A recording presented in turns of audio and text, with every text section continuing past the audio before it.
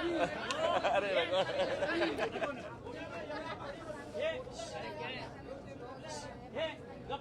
शुरू का role role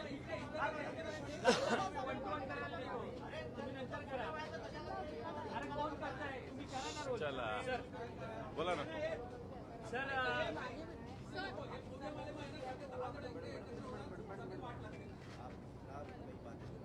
role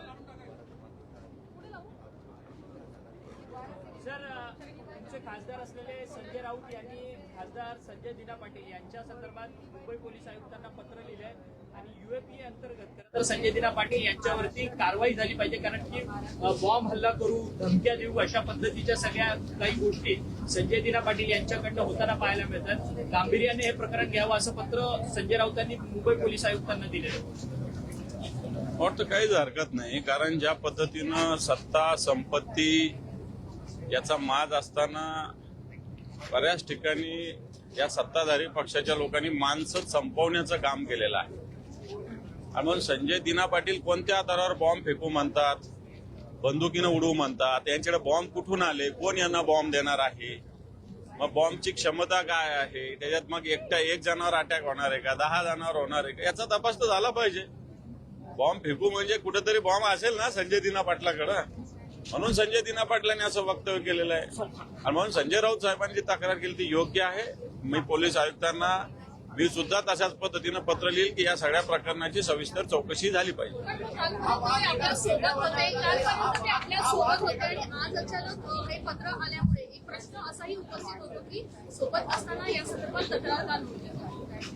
हे बघ, त्यांनी तक्रार कधी केली आहे, धमकी कधी दिली, काल परवा दिली, आधी दिली का त्यांनी, तर नाही. त्याच्यावर धमकी दिल्यानंतरच पत्र लिहिलं, आधी काय पत्र लिहायचं, कारण बॉम्ब फेकू बंदुकीनं उडवू म्हणून तक्रार केली. बाकी जी गद्दारी झाली वगैरे त्याच्याविषयी थोडी तक्रार, पोलीस आयुक्त त्याला काय करणार आहे. सर तुम्ही वेगळ्या वाटावर जात आहे का दोघांचा, संजय राऊत आणि संजय दिना पाटलांचा वाद? असं काही वेगळ्या वर्णावर जायचं नाही, त्यांचा काही व्यक्तिगत काही एकमेकांचं असायचं काही कारण नाही. संजय राऊत साहेब शिवसेनेचे ज्येष्ठ नेते, त्यांना अशा पद्धतीनं धमकी दिली तर मला वाटतं त्याची दखल तर पक्षाला घेतली. सर संभाजीनगर जिल्हा बँकेच्या निवडणुकीत तुम्ही देखील निवडणुकीच्या रिंगणात आहात, परंतु तुम्ही आता महायुतीच्या काही पॅनलवरून निवडणूक लढवत आहात का, त्या सगळ्या संदर्भाची काय सद्य वस्तुस्थिती आणि काय माहिती का तुम्ही निर्णय घेतला? हे पहा, निवडणुका काही पक्ष म्हणून, सहकारातल्या निवडणुका पक्ष म्हणून लढविल्या जात नाही. सहकारामध्ये कोणताही पक्ष नसतो, सहकार महत्वाचा असतो. जिल्हा बँक ही शेतकऱ्यांची बँक आहे, शेतकऱ्यांसाठी त्या बँकेमध्ये राहावं लागतं.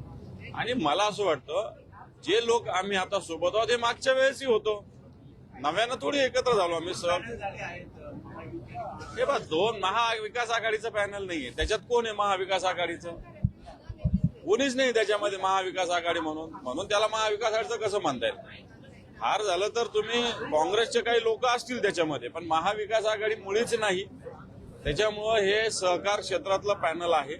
सहकार क्षेत्रात ती बँक शेतकऱ्यांची आहे. मला वाटतं शेतकऱ्यांच्या बँकेच्या ठिकाणी राजकारण करू नये म्हणून आम्ही सगळ्यांनी मिळून पॅनल बनवलेलं आहे शेतकऱ्यांच्या हितासाठी. त्याच्यात वेगळा अर्थ महायुती किंवा महाविकास आघाडी त्या इलेक्शनमध्ये नाहीच आहे.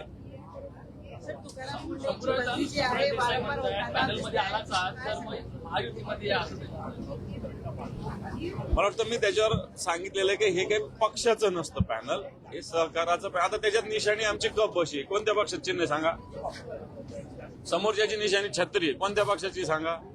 त्याच्यामुळं याला काही अर्थ नाही.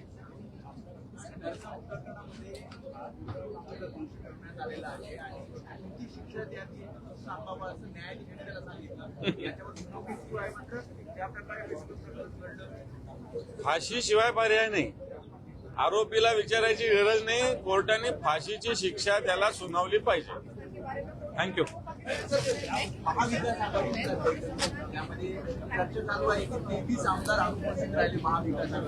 असं कोणी मोजले? असे काही नाही, 2-4 जण गैरहजर होते, त्याची यादी माझ्याकडे पूर्ण हजेरीची. त्यामुळे 23 वगैरे काही गैरहजर नाही, 2-4 जण व्यक्तिगत कारणाने गैरहजर राहिले, काही आजारी होते. त्याच्यामुळे असं व्यक्तिगत घेण्याची गरज नाही. मला असं वाटतं सगळेच्या सगळे आमदार मेजॉरिटीनं उपस्थित होते. विजय वडेट्टीवार साहेब मला असं वाटतं आताही हाऊसमध्ये असतील का नसतील, तब्येत ठीक नाही त्यांची, त्यांनी सांगितलेलं होतं. नाना पटोले तर मला मला माहिती नाही, परंतु मला वाटतं ते त्यांच्या पक्षाला ते माहिती असेल. मी माझ्या पक्षाचं बोलू शकतो. पण संजय दरेकर देखील काल देखील नव्हते, परवा देखील नव्हते. कोण? संजय देर तिकडे कार्यक्रम आहे ना, तिकडे तयारी चालू आहे. उद्धव साहेबांचा दौरा आहे आता परवापासून. त्याच्यामुळे त्या भागातले लोक त्या भागामध्ये आहे. परवाच यवतमाळ पासून दौरा आहे आणि संजय देरकर तिथले आहेत आमदार. थँक्यू.